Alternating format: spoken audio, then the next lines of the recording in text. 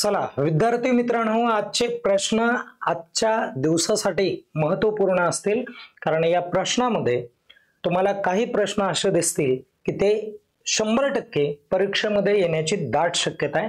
म्हणून आजच्या भागामध्ये मी असिस्टंट प्रोफेसर रमेश घोरपडे आणि तुमच्या समोर आजचे चालू घडामोडीचे जे काय महत्त्वपूर्ण प्रश्न ते घेऊन आलेलो आहे। आणि मित्रांनो, आजचा पहिला प्रश्न काय आहे बघा, आंतरराष्ट्रीय लाल पांडा दिवस कोणत्या दिवशी साजरा केला जातो हे सांगायचं आहे। हा प्रश्न मित्रांनो आपण मागच्या व्हिडिओ मध्ये घेतला होता, तो चुकून पुढचा प्रश्न आला होता, म्हणून तेही एकदा व्यवस्थित कव्हर करा। लक्षात ठेवा, हा जो प्राणी आहे, हा प्राणी सध्या नामशेष होत आहे आणि हा प्राणी हिमालय या ठिकाणी बघायला मिळतो। हिमालय या ठिकाणी त्याचं वास्तव्य आहे आणि त्याचबरोबर चीनच्या काही भागामध्ये याचं वास्तव्य आहे। हा प्राणी जगला पाहिजे, याचा जो आदिवास आहे तो आदिवास टिकला पाहिजे, यासाठी या प्राण्याचं रक्षण करण्यासाठी आपण 20 सप्टेंबर हा दिवस प्रामुख्याने आंतरराष्ट्रीय लाल पांडा म्हणून साजरा करतो, हे लक्षात राहू द्या। त्यानंतरचा आपण प्रश्न बघूयात मित्रांनो। बघा, पाकिस्तान आणि त्याचबरोबर सौदी अरेबिया या दोन देशांमध्ये काय झालेला आहे, अलीकडे एक करार झालेला आहे आणि तो करार स्ट्रॅटेजिक म्युच्युअल डिफेन्स एग्रीमेंट म्हणून लक्षात घ्यायचा आहे। तुम्हाला मराठीत सांगतो, त्याला आपण सामरिक, त्याला काय म्हणू, संरक्षण म्हणू, जरा संरक्षण किंवा सामरिक संरक्षण करार म्हणून ओळखले जाणार आहे।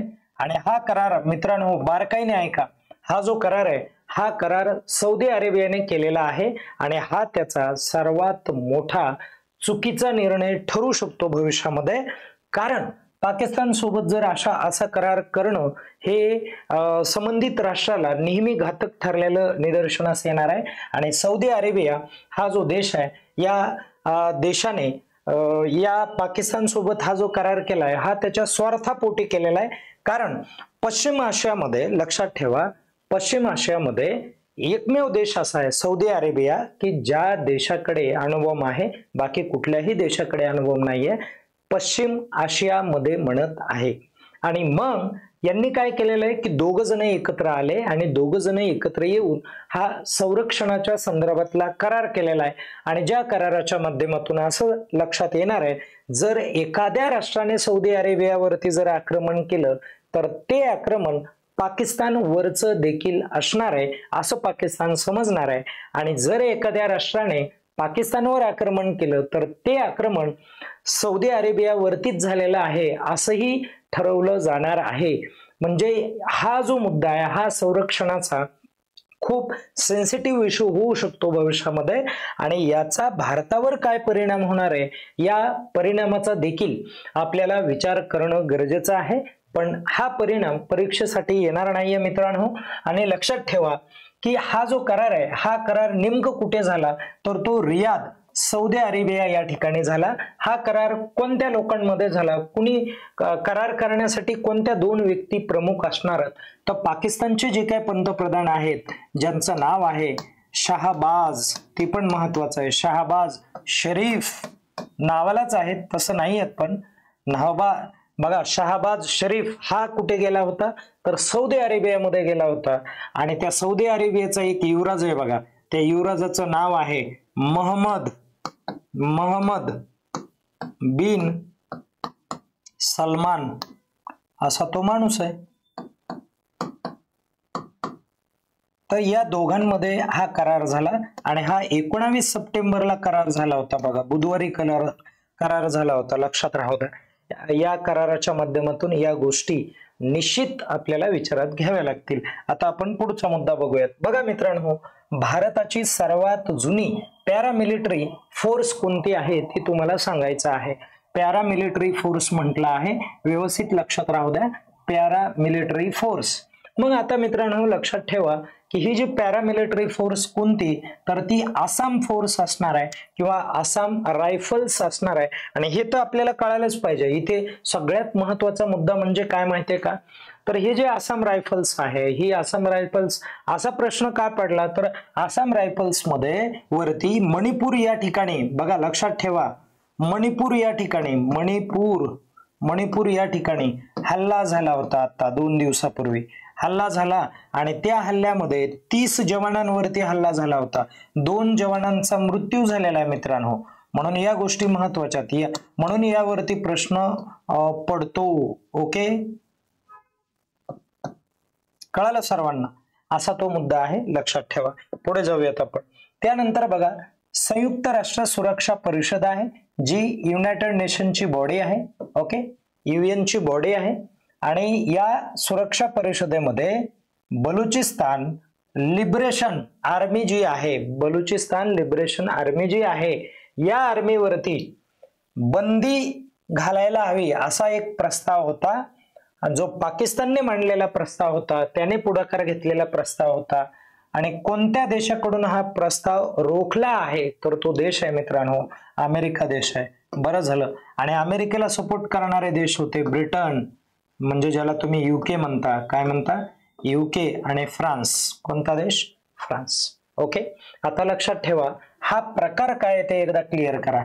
बलुचिस्तान लिबरल किंवा लिबरेशन आर्मी जी आहे, ही आर्मी लक्षात ठेवा, ही आर्मी स्वतंत्र पाकिस्तान मधून बलुचिस्तान मागत आहे. बलुचिस्तान म्हणजे अफगाणिस्तानच्या लागून असलेला भाग आहे. तो ऑलरेडी आता सध्या तो पाकिस्तानचा भाग आहे. आणि तो जो भाग आहे तो स्वतः वेगळा देश हवा आहे त्यांना.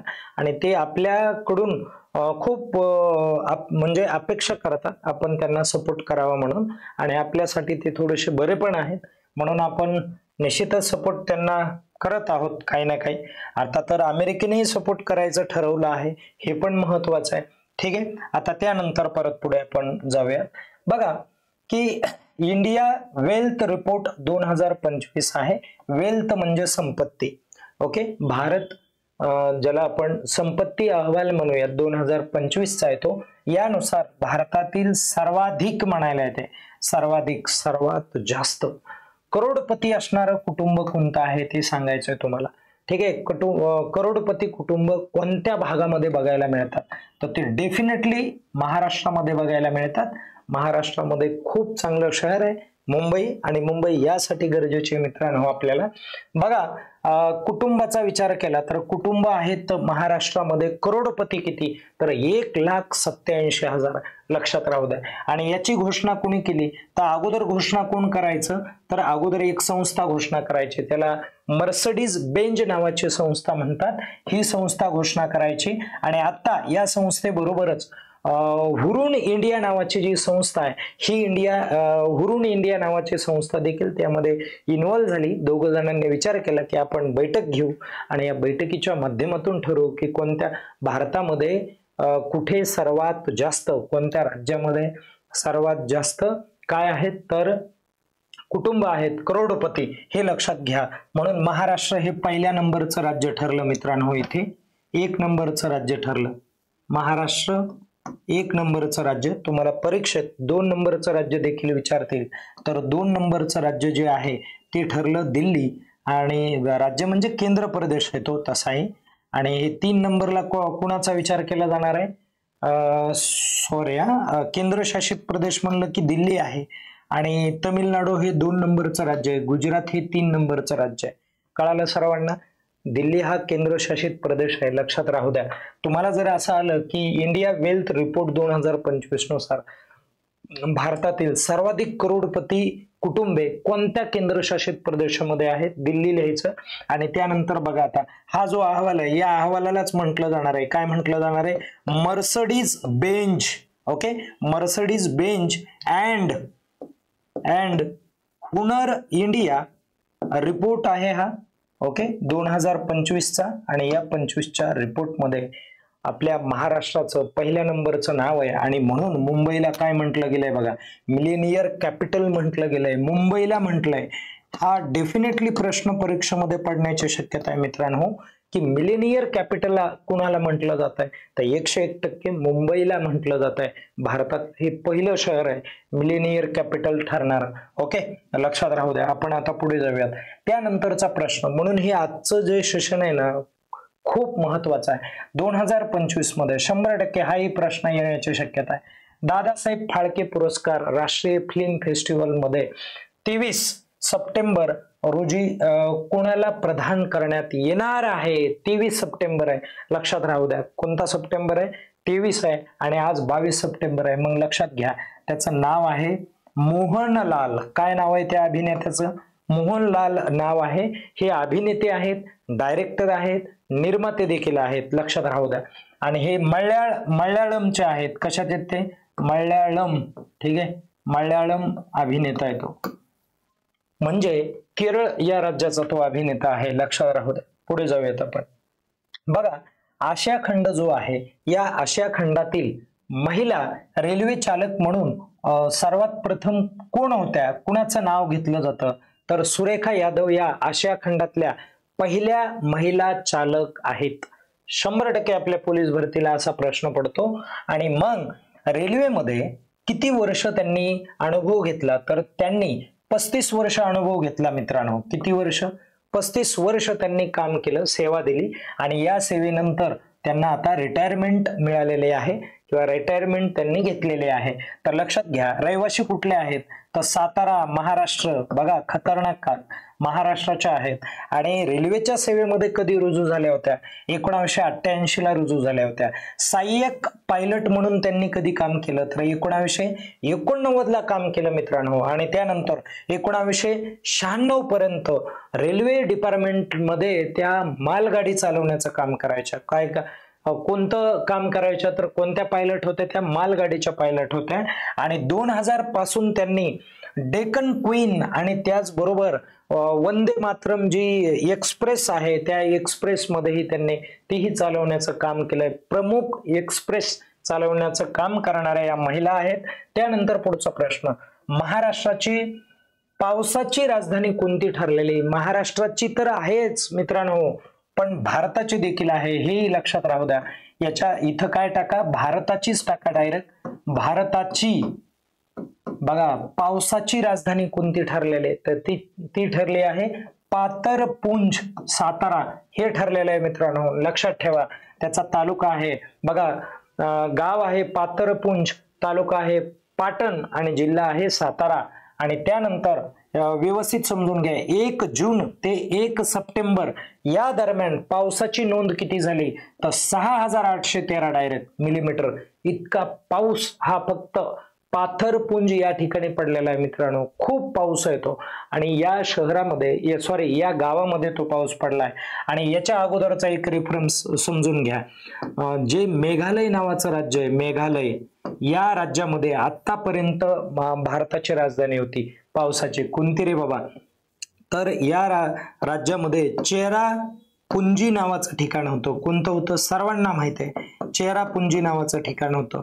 आणि चेरापुंजी या ठिकाणामध्ये या दरम्यान 1 जून ते 1 सप्टेंबरच्या दरम्यान पावसाची नोंद केली मित्रांनो. ती फक्त किती भरली? 3913 पर्यंत मिलीमीटर एवढा पाऊस त्या ठिकाणी झालेला आहे. फक्त 3000च. आणि इथं किती? 6000 म्हणाले. म्हणून हे विशेष महत्वाचं आहे. ओके, 3000 आणि विशेष गरजेचं आहे. म्हणून चेरापुंजीला मागे टाकत पावसाची राजधानी कोणती ठरली? तर पाथरपुंज ठरलेलं आहे. आणि या ठिकाणी ही पण घोषणा करण्यात आली, या साताऱ्याचे जे काय पालकमंत्री शंभू राज देसाई यांनी काय केलेलं आहे? तर हे पर्यटनाचं, बघा, पर्यटनाचे मुख्य केंद्र म्हणून पुढे याचा विचार केला जाणार आहे. पर्यटनाचे मुख्य केंद्र. कळलं तुम्हाला? अशा पद्धतीने. म्हणून हा प्रश्न महत्वाचा ठरेल. चला, भारत पाकिस्तान युद्ध 1971 ला झालं होतं, जे बांगलादेशाला स्वातंत्र्य मिळावं यासाठी आपण केलं होतं. तर यामध्ये कामगिरी करणारे मेजर जनरल FV भिडे हे जे आहेत ते प्रमुख अभियंते म्हणून काम करायचे. बघा, त्यांनी वेगवेगळे पूल बनवले होते. तर त्यांचं नुकतंच पुण्याला निधन झालंय. तर त्या निधन झालं त्या दिवशी त्यांचं वय किती भरलं? तर 102 वर्षाचे होते मित्रांनो, ते पण लक्षात राहू द्या. त्यानंतर गुन्हेगारांवर नियंत्रण आणण्यासाठी भारतामध्ये AI प्रणीत, खूप AI चा चिकार वापर व्हायला, तेही लक्षात राहू द्या. AI प्रणाली तयार करण्यात आली आहे. तर कोणती ती? तर ती आहे त्रिनेत्र नावाची प्रणाली आहे मित्रांनो, त्रिनेत्र. आणि त्या प्रणालीच्या अंतर्गत, या पोर्टलच्या अंतर्गत काय केलं जाणार आहे? पोर्टल आहे ते, त्या पोर्टलच्या अंतर्गत गुन्हेगारी थांबवली जाणार आहे. पण गुन्हेगार पण आता बदललेले आहेत. गुन्हे करण्याची जी काय त्यांचं स्वरूप आहे ते बदललेलं आहे. म्हणून आता अशा पद्धतीचे जे काय ऍडव्हान्स टेक्नॉलॉजी तिचा वापर केला जाणार आहे पुढे. आता ओके, हा कालचा प्रश्न आहे.